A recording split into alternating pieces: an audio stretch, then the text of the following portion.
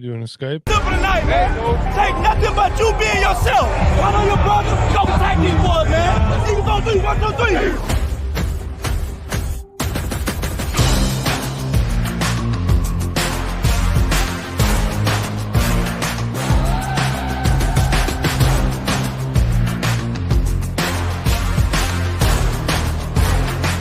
Rushes back. He pumps, he fires. It is deflected and intercepted.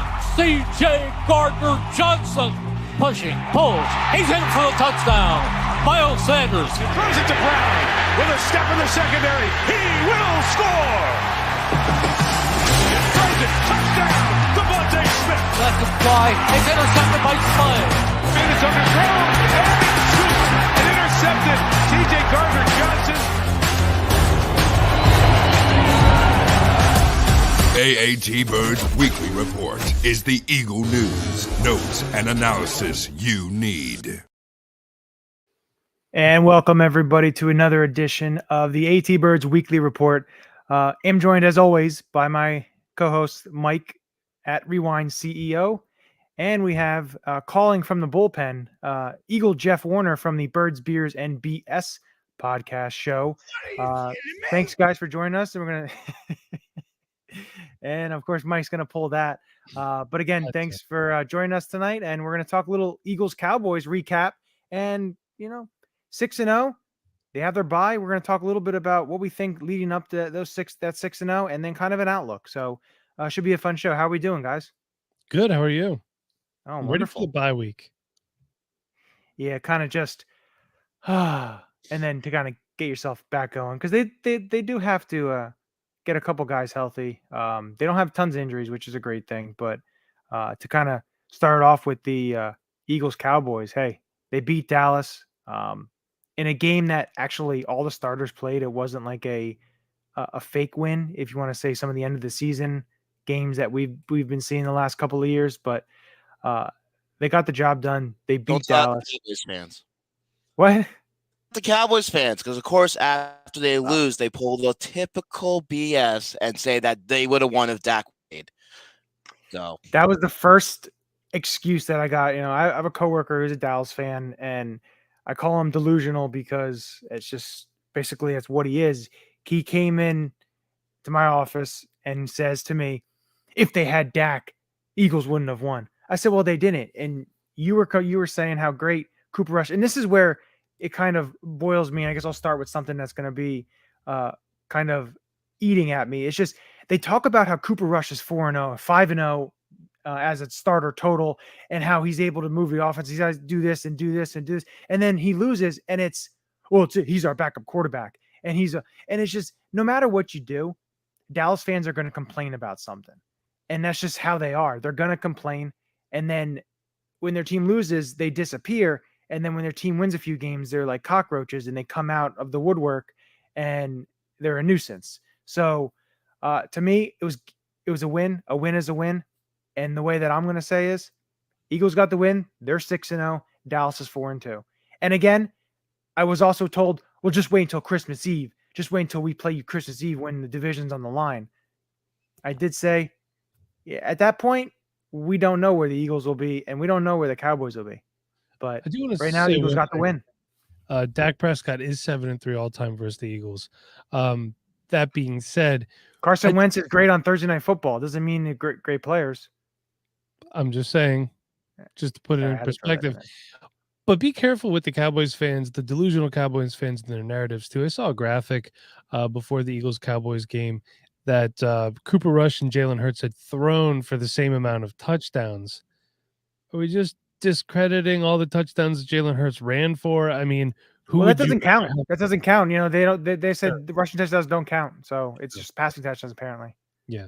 Okay. Well, then don't draft a mobile quarterback in your fantasy league if that's the case. Draft Cooper Rush. Who would you rather have? It's ridiculous, and everybody could find a narrative or, make a graphic that fits their own narrative. So I just hate seeing stuff like that. It's just ridiculous. But you're right. The bye week does come at a good time. Lane Johnson got a concussion. So, he'll have this whole week to heal up. But aside from that, injuries haven't really been did think that CJ Gardner-Johnson was going to be a little worse off. That scared me a little bit. He came back and he finished the game. So, we're going to just stay healthy through the bye week. Hopefully nobody gets hurt over the bye week. That's happened before. Well, the one thing I want to bring up, because when Jeff and Peanut did their pregame show, Jeff was real adamant in talking about the offensive line and the depth. And you were saying that injuries with Micah Parsons and everything, and it kind of came a little bit to fruition when Lane Johnson goes out. Jack Driscoll comes in, and you see what Dallas does right away. And of course, Driscoll's no match for Parsons. And they did some blitzes in the second half, and they kind of got the Eagles off of their kilter a little bit. And I know for Jeff, like talking about the offensive line, what was your outlook of that game? And, what'd you like with the game, and what did you kind of come away with? From the offensive line or the game in general? Offensive line and the game in general. Well, the offensive line, I would say they're obviously the strength of this team when it comes to them being at full strength. And like I brought up with on Birds, Beers, and BS, that this team, I would say they have tremendous starters when it comes to depth. They have serviceable guys that can come in for a short amount of time. As you saw Driscoll, he can come in, fill in a little bit, but when he's out there for a long term, or we have to have him out there for a major injury long term, he's going to be a weak point. And I'll say, I understand the offensive line. These are guys that have to work in continuity, and they have to adjust and find ways to work together as a unit. So when one guy steps out and another guy steps in, they're going to have issues, especially in the middle of a football game, a very impactful football game, especially against a strong defense like the Dallas Cowboys. But I'll say, as far as the game, yeah, we got the victory, but I'll say that I know everyone wants to complain and say that we beat up a backup quarterback.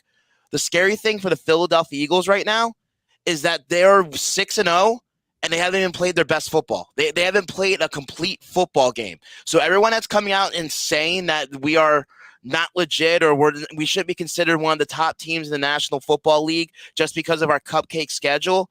Look, we don't decide who we play against. We just go up against who we go up against, and whatever happens, I'll say we have to win those games. So, look, I'll say, yeah, we might not have the strongest schedule, but near to the Dallas Cowboys. Dallas Cowboys going into this game, I don't think it's faced a top 10 offense or even a top 15 offense the entire season.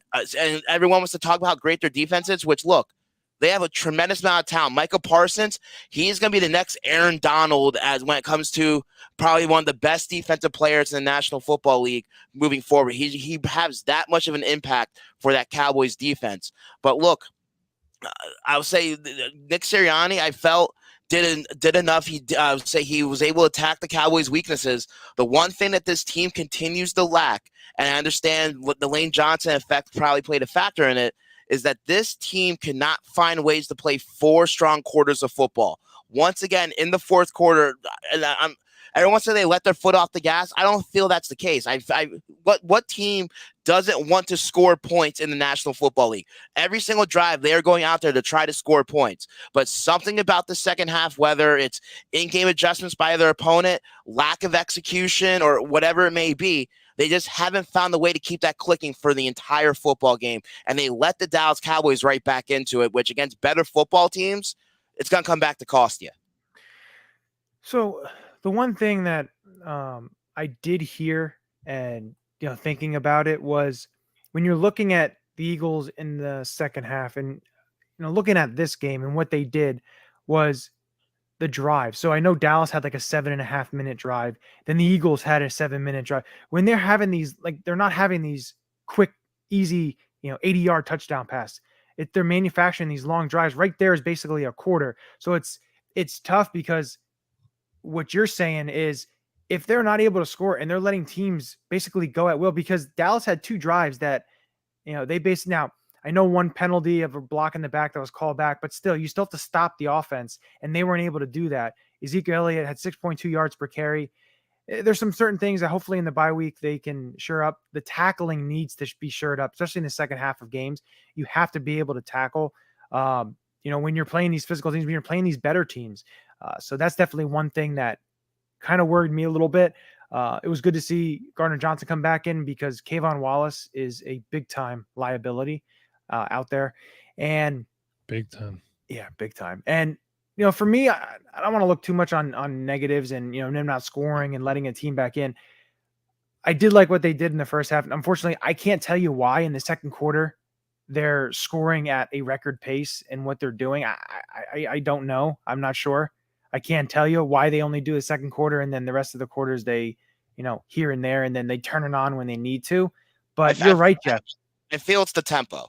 You see a lot in that first half. You see a lot of Nick Sirianni using a lot of no huddle to try to catch the opponents off guard and try to wear down their defense and get that big play strike, especially the amount of speed they have on the offensive side of the football.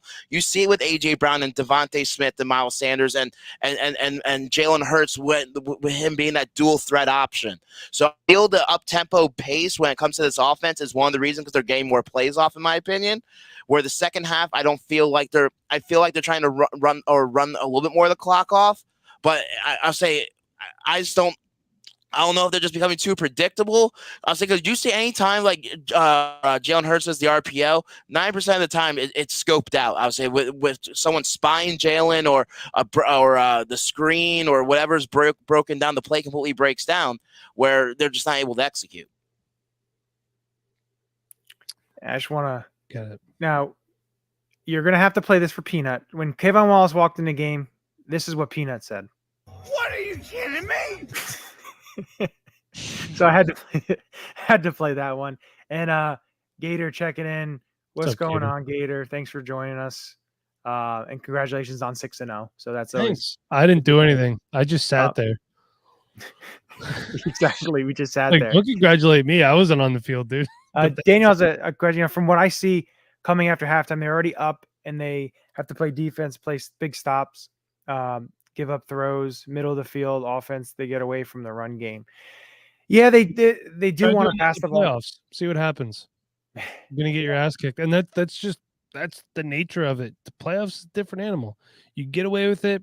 You can, and no, Gator, I'm not ready. I will hate Jalen Hurts out of spite.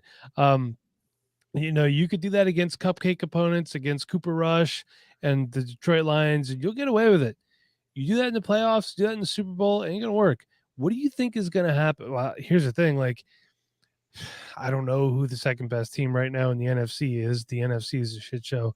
But you're not gonna do that against Buffalo and get away with it at all. You're not gonna do it against Kansas City and get away with it. You're not. So something needs to change. I don't know what that something is, but yeah, you're looking at the box score. We scored 20 points in the second quarter, 0 in the first, 0 in the third, and 6 in the fourth. I ain't gonna cut it. No, it's not. And you want to, it wins. You get the win. The win's the win, but you're going to have to be able to put a complete game. And it's pretty scary to think that they're 6-0 and they haven't put a complete game. It's not like I know they played the Detroit Lions and they played Washington, but they played a 5-1 Minnesota team. Minnesota's only loss was to us. And I know you look at the NFC. The NFC is a little flawed with San Francisco, not playing up the part of some of these teams. Atlanta's 3-3. You have Green Bay's 3-3. The Giants are 5-1. I saw another stat. The Giants are a plus 14 point differential, and the Jaguars, who are 2-4, is a plus 24. So it just, Giants they're getting wins. They're a scrappy team. They stay in the game. And here's a good one. Up until last week's loss, the Ravens in their 2 losses had trailed for a total of 14 seconds. Yep. It's crazy. And that's the way it is right now. And, hey, look, I like that the NFC East is a little more competitive aside from Washington. But, I'm sitting here and I'm listening to all of us talk, and it's like we sound like we're talking like we just lost the game. Like we're just nitpicking on all these things. Is this us just being Eagles fans and just used to the bottom falling out? We're so accustomed to that over the years. Go ahead, Johnny. Okay. So I'm going to say there's a little bit of a negadelphia when you look at some of the people posting That's up me. and yeah, we know at the Al Bundy of the AATBirds, just you're looking at this team and you want them to be play a complete game. But again, we haven't seen a 6-0 team start 6-0 since 2004. 2017 was a great year, but then you look at what happened in 2018, 2019, 2020. So yeah, we're not used to starting off this hot and this fast, and being undefeated, and we try and we're poking, nitpicking at some things, but I guess maybe we should start getting into some positives on what we saw and what we like. Hits it. Sorry, I was pulling up stats on something and a video started playing. Way to go.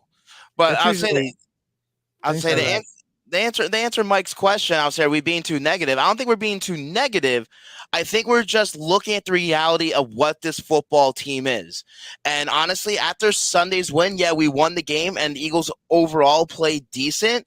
It just came across that this game was more that the Dallas Cowboys hurt themselves more than the Philadelphia Eagles looking like a dominant force. Yeah, they were able to force 3 turnovers, but again, it's Cooper Rush. I would say, once again, a backup quarterback, a guy that's very limited. He doesn't have the arm strength that he does, that we would have going up against Dak Prescott. And remember, they also had 10 big penalties, say, in that football game. So in this game, it sort of felt like the Dallas Cowboys were hurting themselves more than the Philadelphia Eagles really doing much, and they almost allowed the Dallas Cowboys back in this football game at some point. So I feel that we're starting to come back down to earth. After this team started 5-0, we were starting to say the S word. A lot of fans and a lot of people in this town were starting to bring up the S word, Super Bowl, because we didn't believe in the Dallas Cowboys. We didn't believe in the New York Giants being contenders in the NFC. And like Mike said, you don't know who really is the best or the second best team possibly behind the Philadelphia Eagles, where now we're sort of brought back down to earth, and our division rival without their starting quarterback gets their quarterback back this week. And we start going through a tough stretch of football games. Granted, they're winnable football games. You can look at the rest of the Eagles schedule and you can probably, I don't think they are currently an underdog for any game so far the rest of the season, which is a positive thing if you want to talk about positivity. But anything can change in the National Football League, and no one expected the New York Giants with a subpar quarterback like Daniel Jones, who Dabble has found a way to find the best out of Daniel Jones, and Saquon Barkley with a rejuvenated career after finally looking fully recovered. This NFC East is scary. So we can go from a week or two down the line just losing a couple games, and we're the third best team in this division.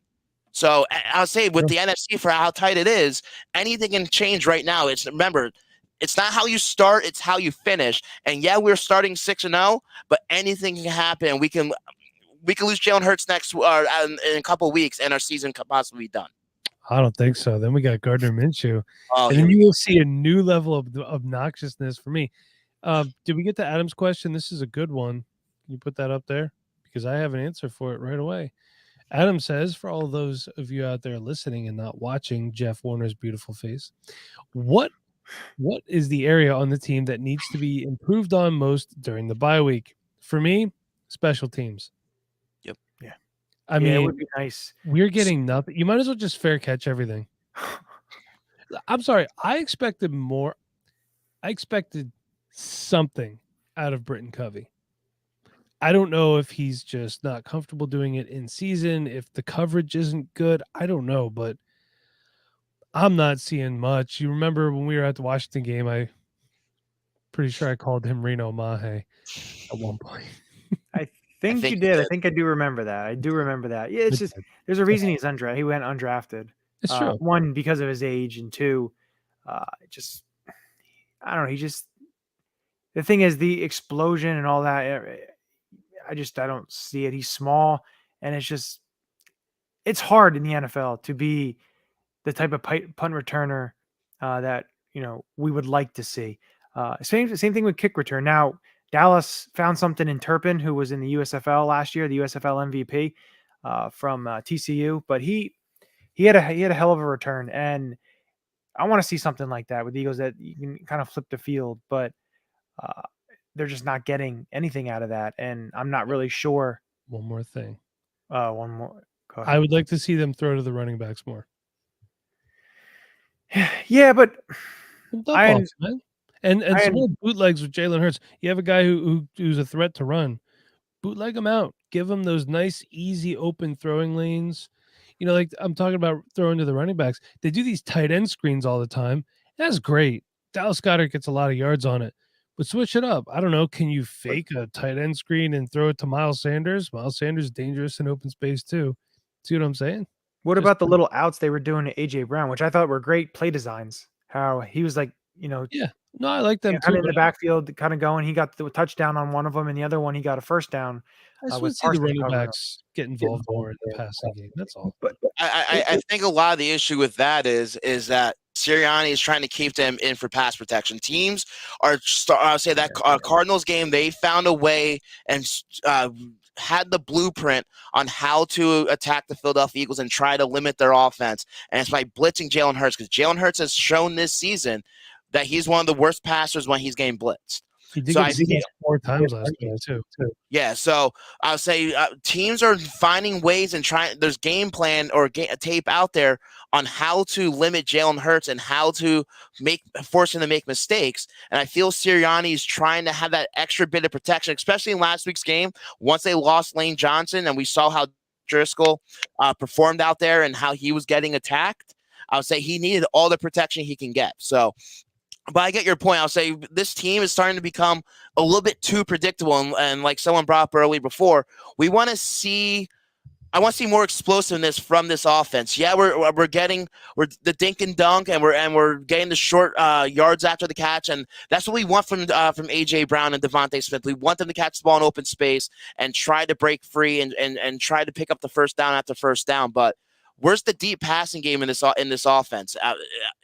Where is the big playability when we need it? And I just want to see more of a mix when it comes to this offense. And to answer Adam's question, the one thing that's sort of they need to work on from my aspect, and as well as the defense has been playing, I want to see more from the pass rush. Besides a few glimpses here and there, yeah, Brandon won Defensive Player of the week because of his performance. Hassan Reddick as well.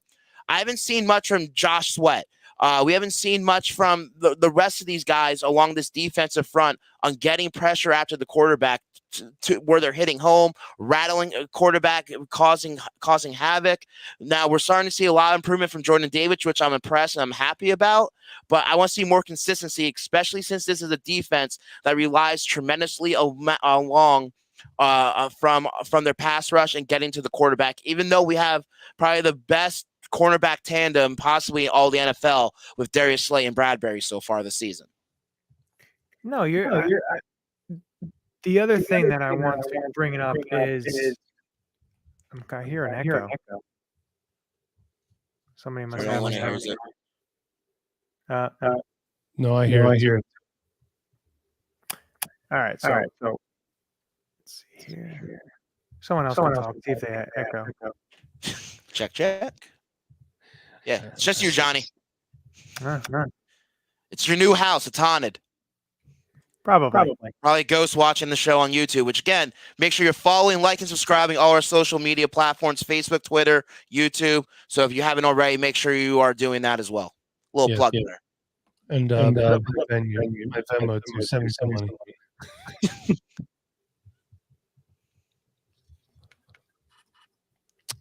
Go ahead, Jeff.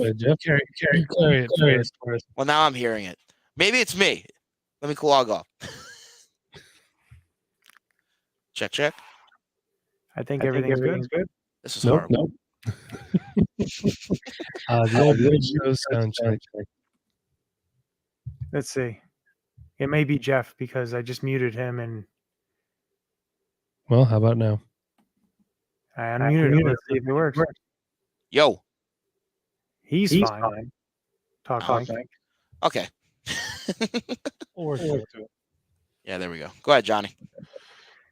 So the thing I want to bring up is, looking at the trade deadline coming up, it's beginning of November. Now the Eagles have a bye.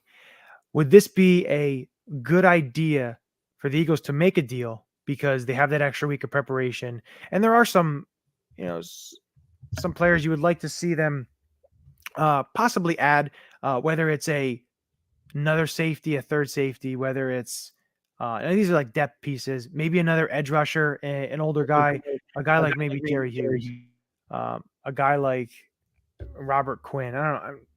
As I said, some of these guys are a little out of the price range, but adding a piece there, adding a special teams guy. I did see somebody post about Desmond King. Desmond King plays for the Houston Texans. He does have some return ability as well. Just something along the lines of that. Do you think it would bode beneficial? And also about trade. Now, I wouldn't want to trade Andre Dillard, but there's some teams that have lost some offensive linemen that you could potentially get a premium draft pick, whether it's a second or a third round pick, all depending. A couple teams there. But again, do you want to hurt your offensive line? Because I know, and like what Jeff was saying, just about, you don't want to hurt yourself, because if Jordan Mailata goes out, then you have Jack Driscoll over there. And if Driscoll goes out, and then you have, there's a whole bunch of issues with the line. But again, that's if injuries happen. But would you want to do that? Because Andre Dillard will probably not re-sign here, because he's going to get a contract somewhere else to get starter somewhere, almost like how Vaitai got starters money to go play somewhere else. Do you think it'd be beneficial, one, to add a talent this week? And two, would you trade any of your potential free agents or players who are backups that have a little bit of value? The answer to both is yes. But it's obviously dependent on who they're acquiring and who they want to move. I understand. I don't want to move Dillard because we need the depth there, obviously, even though he hasn't played, and we've gotten by to this point. But he is a better left tackle backup than Jack Driscoll. And hey, look, shout out to Jack Driscoll, man. Whenever they need a backup on the line, he's there and he plays well enough. We're not getting a Jamon Brown out there. One person I would be going at, or one area I would be going after, that was great. Definitely need more pass rush, and I want some more secondary depth. I get concerned when Slayer, Bradbury have to come off the field. I get really concerned when CJ Gardner-Johnson has to come off the field and Kayvon Wallace is in there. So find me another Marcus Epps on the waiver wire, man. You know what I mean? Like a guy who is a little bit of a project, but at least is going to show up. Kayvon Wallace doesn't show up. Yeah.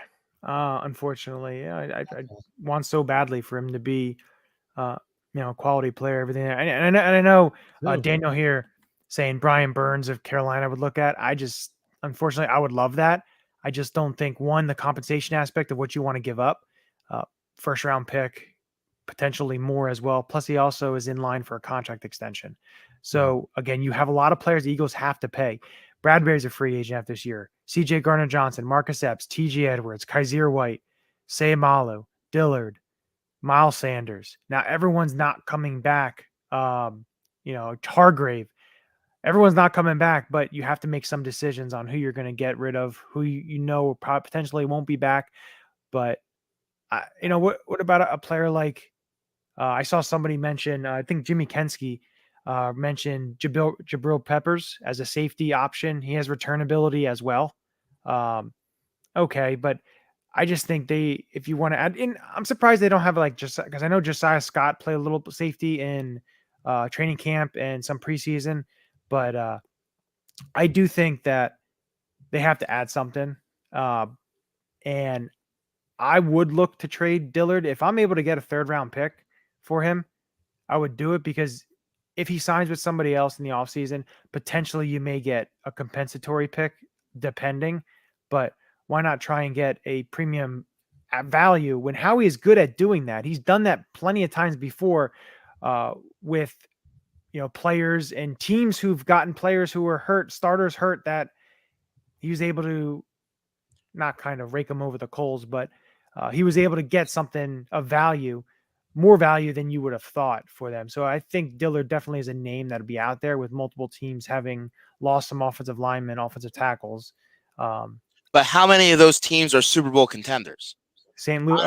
I said St. Louis. That's bad. I'm thinking about the Los Angeles. They had to pay St. Louis a lot of millions of dollars recently.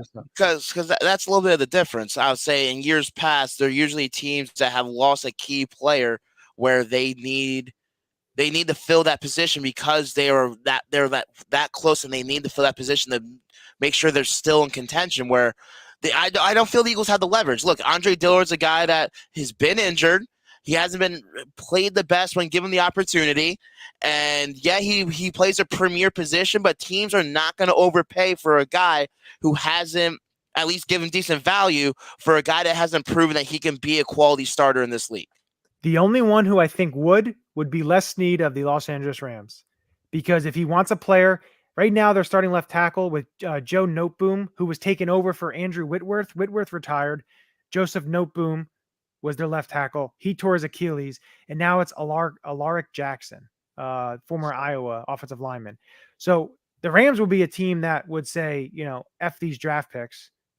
You can have a 3rd round pick. Let's get a starting offensive tackle that's a lot better than what's out on the market in terms of free agency and what's basically going to have to start for our team right now, because right now the Rams are in kind of disarray. They have a lot of issues along the offensive line, and the injuries aren't helping them, and a quarterback getting beat up, getting hit, and turning the ball over is never a recipe for success. But that would be a team that I would think would do it because of what they've done in recent years. Otherwise, I do see what you're saying. You're not going to get that premium pick.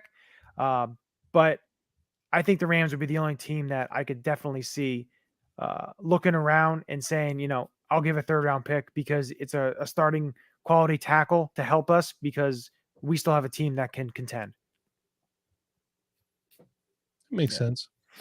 But yeah, I don't see any like Brian Burns or anything along the lines of that. But like, if you're looking at the outlook of this season going on after the bye, looking at the rest of the season, how many, if you look at the schedule, how many losses do you potentially can see right now? Now, of course, everything's going to be basically written with not a Sharpie, because injuries happen. There's a lot of stuff that happens in this league. Teams acquire other players. There's some things that happen. But what do you see on the schedule? If you pull up the schedule, look at the schedule, how many potential losses do you see? Look here. Because when I look, for me, if you say they're going undefeated, Mr. Optimism over here, I swear to God.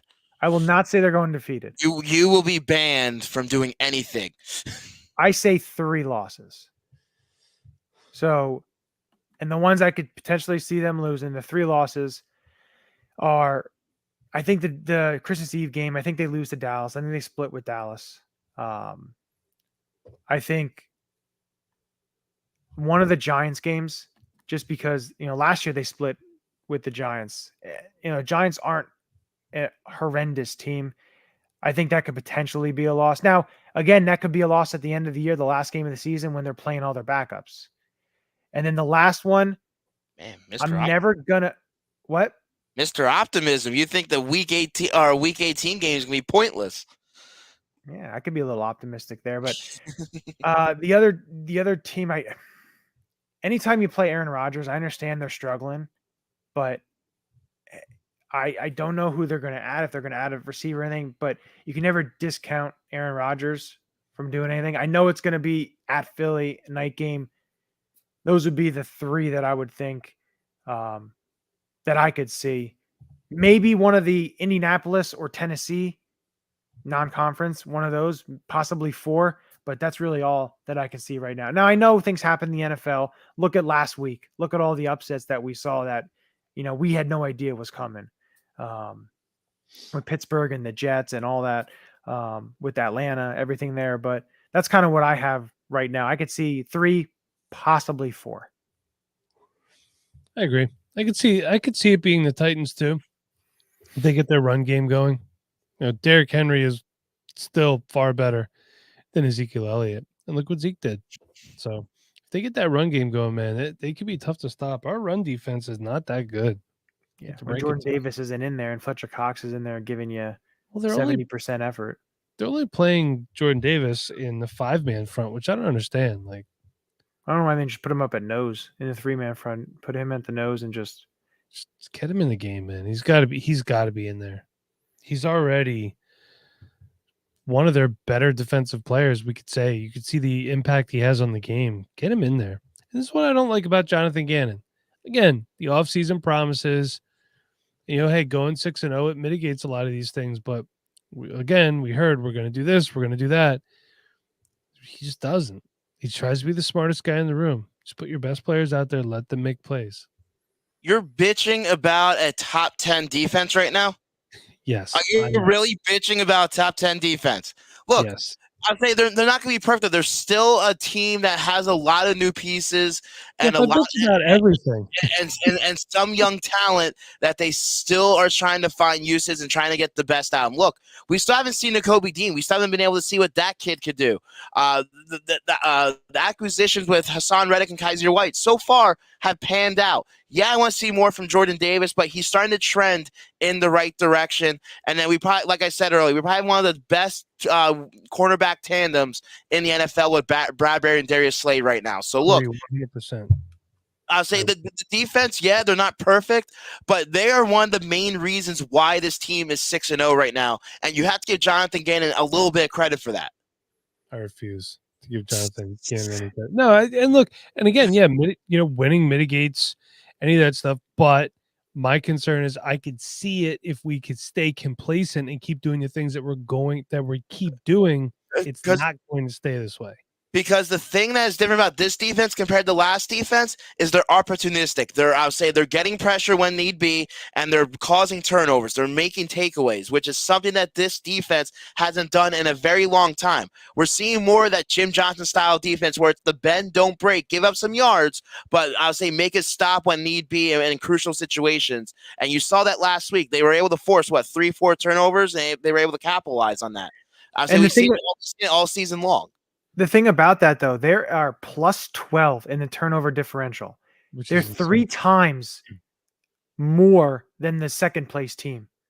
Well, don't forget, Jalen Hurts is also protecting the ball better this year than he did last year, so that's going to add to that. Now, I want to ask you guys a question. I don't know if you saw it. I put a poll up during the Eagles game. Who was a better addition this offseason, James Bradbury or Hassan Reddick? I'm going to say Bradbury. That's what I lean Bradbury too. And nothing against Reddick, but just I feel more comfortable with Bradbury on the field than Steven Nelson last year. And Steven Nelson was fine. He wasn't really an issue, but Bradbury's just that much better. I'll say he's that much better, and he brings you a little bit more of that physical impact that you need in your secondary. And that's something we've been missing with opposite Darius Slade. And I'll say it's going to be interesting what happens to Bradbury after the season because, look, he's got, like Johnny brought up earlier, he's going to want to get paid. But also remember, Darius Slade, he's 29, 30 years old. So who knows how much, I would say, at a high level that we are going to get from him. So it's going to be interesting to see this coming off season what they do, especially with the 2 first-round picks. We might not have the same secondary that we had this season, even if they are playing at an extremely high level. Hey, he's 31, by the way. 31, okay. He's 31? I knew he was in low 30s. Yeah, and hey, we're watching the New Orleans Saints and just hoping every loss comes every week, loss by loss, while I watch that first-round pick rise and rise because, it's big time beneficial. You have a top 10 pick, and there's teams that need quarterbacks, and you don't need a quarterback, and you can maneuver and you can do things, and that's what Howie's great at. So, and I want to give Howie credit because of what he did with this offseason. And if we're talking about this team being 6-0, we're kind of reviewing the 6-0. You have to, like Jeff mentioned, some of the players that were brought in for Jonathan Gannon and for Jalen Hurts and Nick Sirianni on the offensive, Shane Steichen on the offensive side of the ball, getting A.J. Brown for what they got him for. You're able to get James Bradbury. You're able to get C.J. Gardner-Johnson for what you got him for. You're able to get Kaiser White, sign him as almost like a prove it type of deal. He didn't, he was out in the free agent market for a little bit and he didn't sign for a whole heck of a lot of money. He bet on himself and he's playing really well. Hassan Reddick is your big time free agent signing, one of your first signing, just what they were able to do. And to me, it's one of the best off seasons in Philadelphia history, especially right now when you're seeing the, what they're able to do being 6-0. Because you could see other seasons, they had great off seasons, but again, it didn't really amount to anything. One team in potentially the beginning of, the 2010s, I'm not going to say the type of team, but, things like that, you think it's going to be great and it winds up not. Look at a team like the Denver Broncos. All these primetime games, they get Russell Wilson, they give him a boatload of money. They have all these offensive players. They have, they think they're going to be great. They're 2-4. And they're putting up the same amount of points per game that they did with Drew Lock. So stuff like that and what the Eagles have been able to do this season, for me, it's one of the best off seasons. Howie's had, got to get credit, because also look at the draft, Jordan Davis, and, we haven't seen the Kobe Dean yet, but what they're able to do the past 2 drafts and the players that they're getting, and they're not basically trying to reinvent the wheel. They're picking best players available from big time schools, from championship level caliber schools. And it's fun to watch. It's fun to see, because the team is there's always something to talk about. We're going to always talk about whether they're back in 2020 when we started and they were awful. We still had stuff to talk about. We're always going to have something to talk about, but this is the fun part of it when they're successful and you're looking down the line, all the young players that are on this team, and it's not an aged team. You have some young players now, and it's just fun to see what they're building. It's still a little bit of an aged team. Look, I'll say this team next season, as much as I'll say, and that's where I want to get to a little bit to my next point, is that yes, we're 6-0, but how long can Howie and this organization continue to establish this type of success, which they have done well over the last 3-4 seasons, always making the playoffs or always finding a way to stay in contention. I'll say we don't know the status of Fletcher Cox or Brandon Graham next year. Miles Sanders is in a contract year. We bring up earlier the amount of players that are due new contracts, and with the limited amount of cap space, there's going to be a lot of overhaul on both sides of the football. And for how well they are playing right now, it's kind of scary that, yeah, we're 6-0, but I'll say if we have a magical season, but what happens if we don't get there? What happens if we don't get the job done? I don't know if this team, I'll say, can continue the same success that we had this season, especially we're not going to have this cupcake schedule that we had this year, next year most likely, especially when we win the division. We're going to have a first-place schedule. It's going to be a lot more difficult, and it's going to be interesting to see what happens with the overhaul. Can they bring back Bradbury? Because I'll say we were trying to fill that void for so long opposite Darius Slay. Now that we finally have someone, if they let him go, I'll say we have a completely different defense. Or if Jonathan Gannon impresses people so much, like a lot of people think, he's going to get a lot of head coaching opportunities possibly next season. What's going to happen with the new defensive coordinator? We have to live in the moment now, and hopefully it continues to have success right now, and I would say make some type of run. Let's not look too far ahead just yet with this team, because there's a lot of unanswered questions with this roster and with this organization moving forward. So a quick little point, you talked about next season's schedule. I did pull up their opponents. Now there's a couple that are depending on first place finishes and where they finish each other, but they have to travel to Los Angeles to play the Rams, to New England, to the Jets. They play Arizona at home, San Francisco at home, Buffalo at home, Miami at home. All good football teams. Yeah, the NFC North winner, whether it's Green Bay or whether it's Minnesota. The NFC South winner, whatever team wants to win that division, whether it's the Bucks or the Falcons, or that's basically it. And then the AFC, and they're at the Seahawks, and they're at the AFC West winner, which depends on.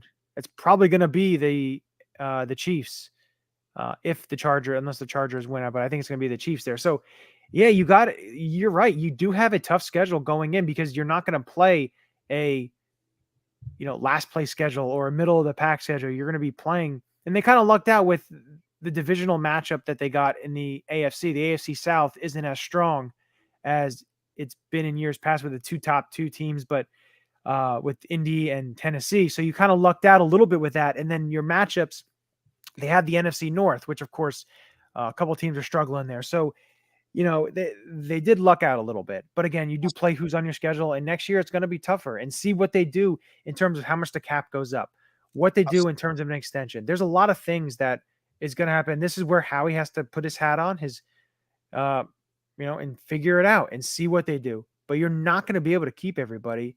This isn't baseball where you can just give away money and not worry about the cap, because there's no cap in other sports. Unfortunately, you have a cap, and it's a hard cap, and players have to leave. And Howie already messed up once that put us in cap hell for a couple seasons and limited our roster for quite some time. So that's why this season is even more important to get the job done and try to win that Super Bowl, because one, the NFC is wide open for the most part.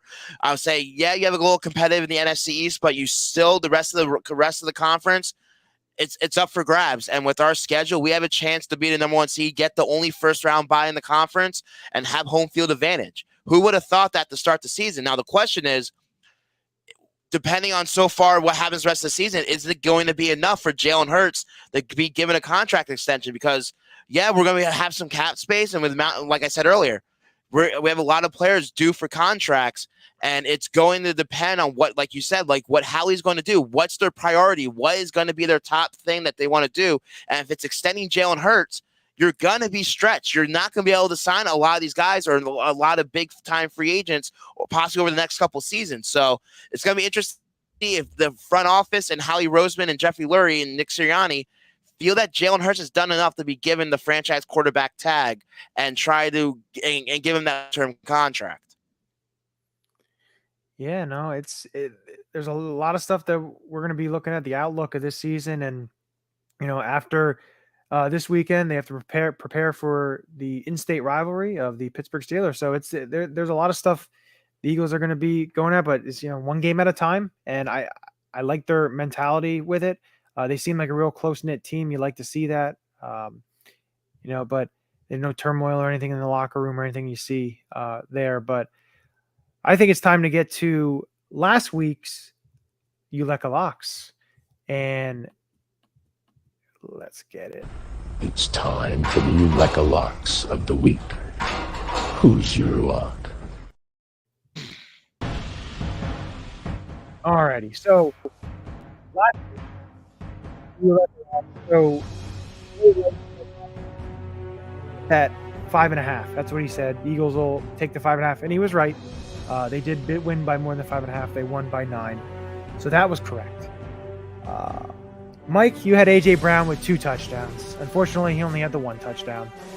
Close, but no cigar. Me. So now I went with a 3-parter, and it all involved Cooper Rush. I had Cooper Rush under 200 passing yards, which he did. I think he had 181 potentially. 181.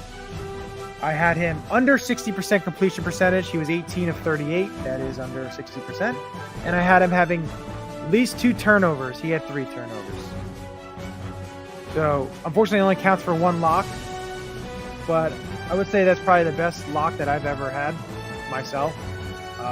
So most likely I will go on a losing streak of like 10 straight because I got. What'd you say about the turnovers again? How many did you predict? 2. He had 3. Yeah, but I mean, technically 3 is better than 2, so I would count that as a lock. To be honest with you, you're just mad because you didn't. I'm not mad. I'm trying to give you more credit, is what I'm doing right now. It's okay. We'll have you start with your lock for week 7. Okay. So you want me to do it right now? No, I want you to do it tomorrow. Yes, I want you to do it right now. I don't get anything else in. My lock for week 7, Jacksonville Jaguars will beat the New York Giants. Great. Take mine, so I got to change mine now on the fly. You're welcome. Thank you. Now I'll get Jeff. What is your Ulecka Lock of week 7? The Eagles aren't losing this week. Well, that will hit. That will absolutely hit. Looking at this slate of games that we have for week 7, I was going to go with the Jags and Giants, but of course, Mike had to, as I mentioned, had to take that one from me. But I will go with tomorrow night's game, the Arizona Cardinals and the New Orleans Saints. And I think DeAndre Hopkins will come back and he will score a touchdown. And the Arizona Cardinals will beat the New Orleans Saints. So it's a 2-parter there.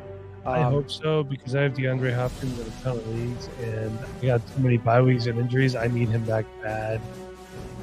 Yeah, I had a lot of injuries last week and a lot of too many bye weeks. So, yeah, I hear you with that. But yeah, so that's Ulecka Locks for this week. There is no prediction because there is no Eagles game, so there will be no Eagles loss or win. But the divisional matchups, the Lions are playing the Cowboys. Of course, Dak Prescott's going to come back to play the Lions. The Packers are going to the Commanders. And of course, we mentioned before, the Giants are going to Jacksonville. So those are the divisional matchups. We'll see what happens there. And Taylor Heineke will be starting for the Washington Commanders. So maybe they'll play a little bit better than they have with Carson Wentz. For now, until Sam Howell beats him out. Yeah, well, that's their problem. We don't have to worry about that. True. But I'm going to just shout out a few sponsors. Statement Games, Fun Free Twist on Fantasy Sports. The link is in the bio. AATSportsNetwork.com/shop. Again, take a look at that. There's some cool designs on the site there. So definitely take a look at that. We have Stuff to the Grills in Allentown. You can order by calling 484-274-6760 or visit them stufftothegrills.com for the full menu and specials. A lot of great stuff there in the Iroquois Trail. So definitely check them out. Visit them. Tell them we sent you. Also in the Iroquois Trail, Vinny's Pizza and Restaurant in Allentown. Of course, you can order and delivery, and Vinny'sPizzaPA.com. So, get your football specials. Eagles aren't playing this week, so go to Stuff to the Grills or go to Vinny's.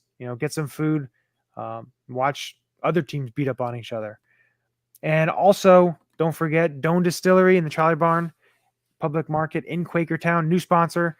Visit their website, doandistillery.com, to see their list of drinks and spirits. And we do have a pregame show, Birds, Beers, and BS. I know Jeff and Peanut will be there to do next week's matchup, the Eagles and the Steelers. The pregame, well, what time is that starting, Jeff? 12 noon. 12 noon, they will be there. So, stop on by, say hi, try out Doan Distillery. Definitely fun. Any other details you got for the people out there? We'll be located up near one of the other vendors. So I'll say there's tons of great vendors. There's an ice cream place. There's a pizza place. There's a patriotic store.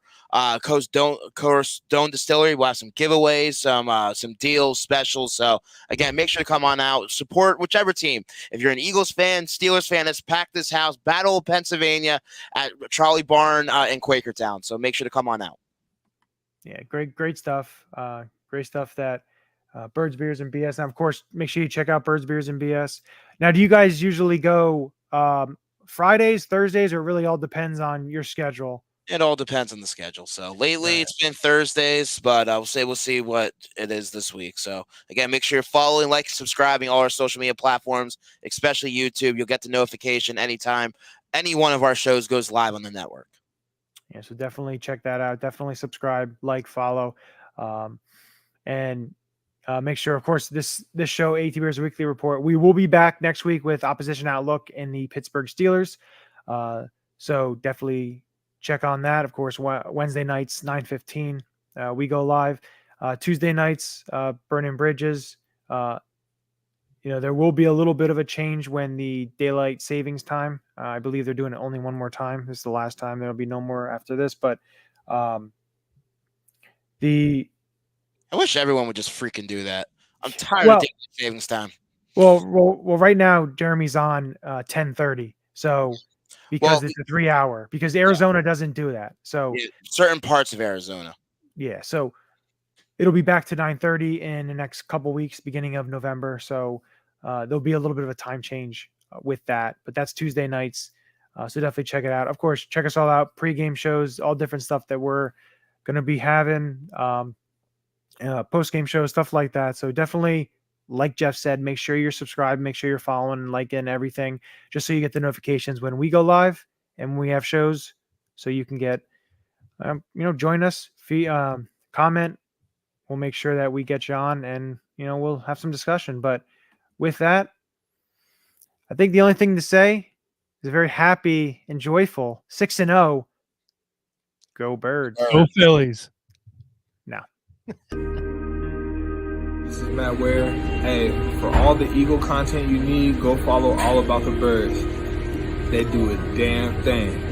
Check them out. Hey, Eagles fans, I may be in Tampa, but I know where to find the best Eagles content out there. Check out my friends at All About the Birds.